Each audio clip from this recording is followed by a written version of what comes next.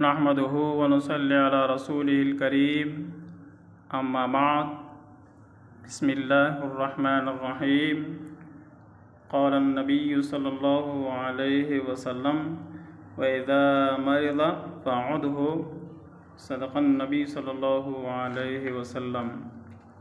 انتہائی قابل صد احترام سامعین، مسلمانوں کا جو ایک کا دوسرے کے اوپر حق ہے وہ بیمار کی عیادت ہے۔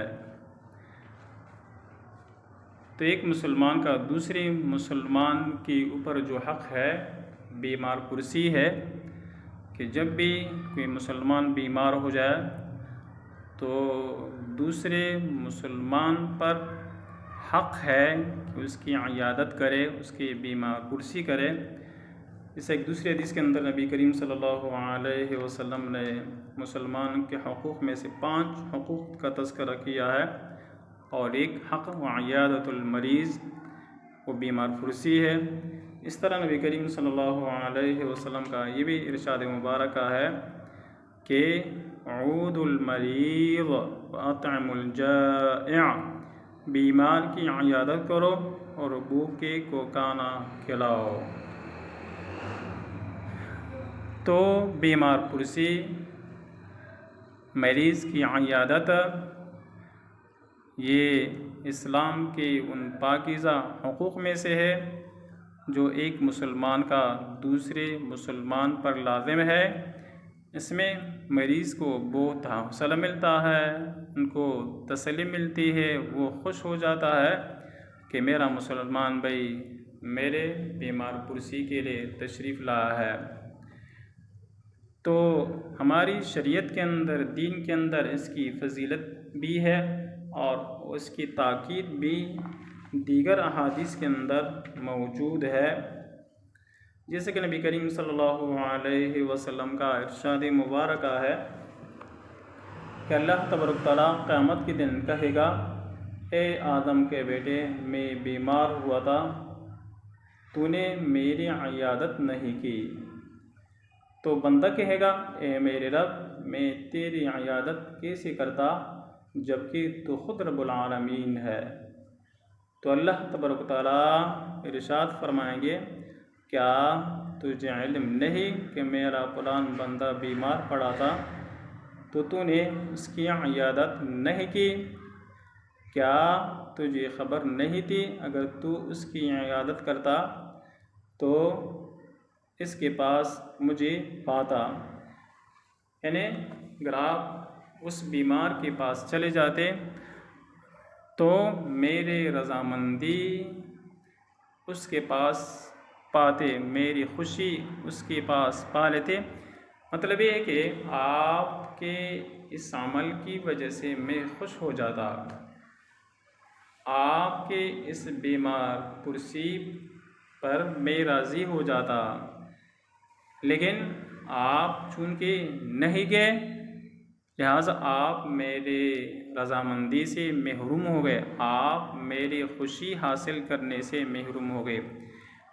تو اس حدیث کے اندر بیمار پرسی کی کتنی بڑی اہمیت ہے کہ قیامت کے دن اللہ تعالیٰ خود پوچھے گا کہ میرا فلاں بندہ بیمار تھا اور آپ وہاں نہیں گئے، تو یہ ایسا ہے کہ آپ میرے پاس نہیں آئے ہو، لہٰذا آپ نے اپنے آپ کو خود بخود میری رضامندی سے، میری خوشی سے محروم کر دیا ہے۔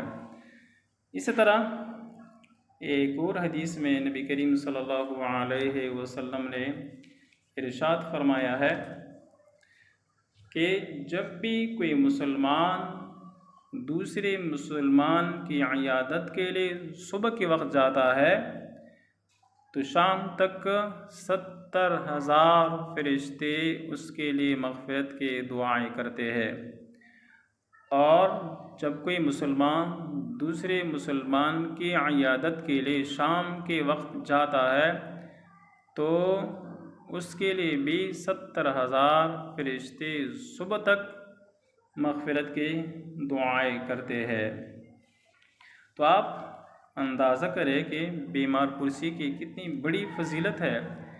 فرشتے ایک ایسی مخلوق ہے کہ اللہ تعالیٰ کے حکم کے بغیر کوئی بھی کام نہیں کرتے۔ تو اس حدیث سے معلوم ہوا کہ اللہ تعالیٰ نے 70,000 فرشتوں کو مقرر کیا ہے کہ بیمار پرسی کرنے والے کے لیے دعا کرے، دعائیں مغفرت کرے، وہ صبح سے شام تک اور شام سے صبح تک۔ یہ مخلوق وہ ہے جو اللہ تعالیٰ کے حکم کی پابند ہے۔ کتنی بڑی شان ہے، کتنی بڑی فضیلت ہے کہ اللہ تعالیٰ ہماری مغفرت کے لیے فرشتوں کو مقرر فرماتے ہیں۔ اس طرح ایک اور حدیث کے اندر نبی کریم صلی اللہ علیہ وسلم نے ارشاد فرمایا کہ جب کوئی شخص کسی بیمار کی عیادت کے لیے جاتا ہے تو وہ ایسا ہے جیسا کہ وہ رحمت میں داخل ہے، اور جب اس کے پاس بیٹھتا ہے تو رحمت میں ڈوب جاتا ہے۔ جب پہنچتا ہے تو بیٹھنے سے پہلے وہ دریائے رحمت میں چلتا ہے، اور جیسے بیٹھ جاتا ہے تو پوری وہ رحمت کے اندر ڈوب جاتا ہے۔ تو کتنی بڑی فضیلت ہے اس حدیث کے اندر کہ نبی کریم صلی اللہ علیہ وسلم نے اس شخص کے لیے بہت بڑی خوشخبری دی ہے کہ وہ اللہ تعالیٰ کے رحمت میں ڈوب جاتا ہے جو کسی شخص کی عیادت کے لیے جا کر اس کے پاس تھوڑی دیر کے لیے بیٹھ جاتا ہے۔ اس طرح اس حدیث کے اندر یہ بھی نبی کریم صلی اللہ علیہ وسلم نے ارشاد فرمایا ہے کہ جب کوئی شخص کسی کی بیمار پرسی کے لیے آتا ہے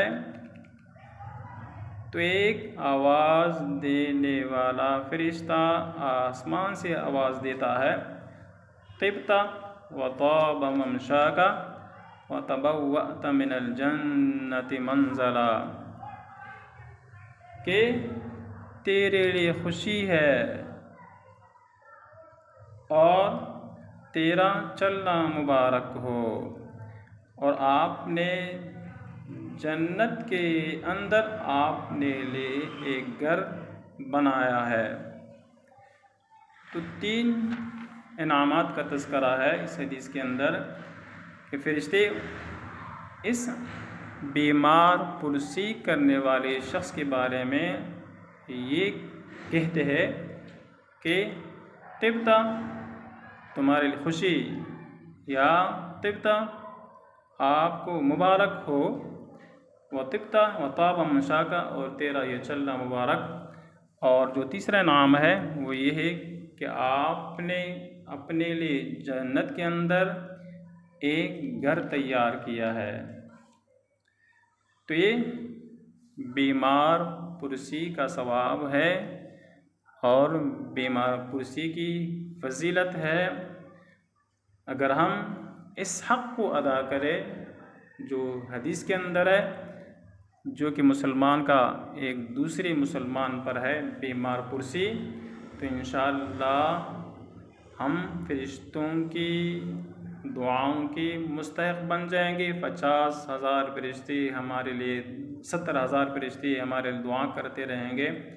اس طرح ہمارے بارے میں خوشی کی اور اس طرح جنت کے اندر گھر بنانے کی خوشخبری دیتے رہیں گے۔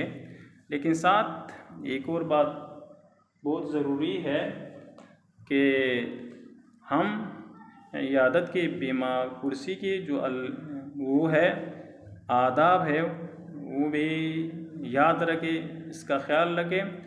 تو عبداللہ بن عباس کی ایک روایت کے اندر بیمار پرسی کے 2 آداب کا تذکرہ ہے۔ وہ یہ ہے کہ بیان فرماتے کہ مریض کے پاس عیادت کرنے کے سلسلے میں شور و شغب نہیں کرنا چاہیے، اور دوسری بات وہاں کم بیٹھنا چاہیے۔ یہ دونوں سنت ہے۔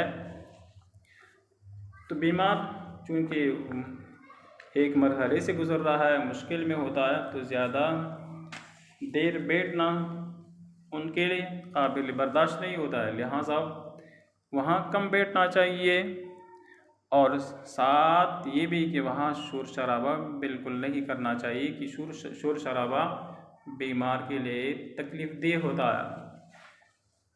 ایک واقعہ ہے کہ ایک بزرگ کے پاس ایک شخص بیمار پرسی کے لیے آیا، تو بیچارہ جو بیمار تھا اس کے پاس وہ شخص دیر تک بیٹھا رہا۔ تو جب وہ بیمار پرسی کرنے والا جانے لگا تو اس نے بزرگ سے درخواست کی کہ آپ میرے لیے دعا کیجیے۔ تو بزرگ نے جو دعا کی وہ سب ہمارے لیے قابل عبرت ہے، ایک بہت بڑا سبق ہے۔ تو بزرگ نے اس شخص کے لیے یہ دعا کی کہ اللہ تعالیٰ تجھے بیمار پرسی کی آداب سکھائے، کہ آپ نے تو مجھے بہت تنگ کیا، میں بیمار تھا اور آپ میرے پاس اتنے دیر تک بیٹھے رہے، مجھے بہت تکلیف ہوئی۔ تو میں آپ کے لیے یہی دعا کرتا ہوں کہ اللہ تعالیٰ آپ کو بیمار پرسی کی آداب سکھائے۔ یہ الگ بات ہے اگر کوئی دوست ہے، دوست کے پاس جائے، وہ جانتا ہے کہ وہ میرے بیٹھنے کو پسند کرتا ہے، میرے گفتگو کو پسند کرتا ہے، وہ تنگ نہیں ہوتا ہے، اس کو پریشانی نہیں ہوتی ہے، ان کی اذیت نہیں ہوتی، تو اس وقت بیٹھنا چاہیے، ورنہ زیادہ دیر مریض کے پاس نہیں بیٹھنا چاہیے۔ اللہ تعالیٰ ہم سب کو اس حق کی ادائیگی کی توفیق عطا فرمائے۔ وآخر دعوانا الحمدللہ رب العالمین۔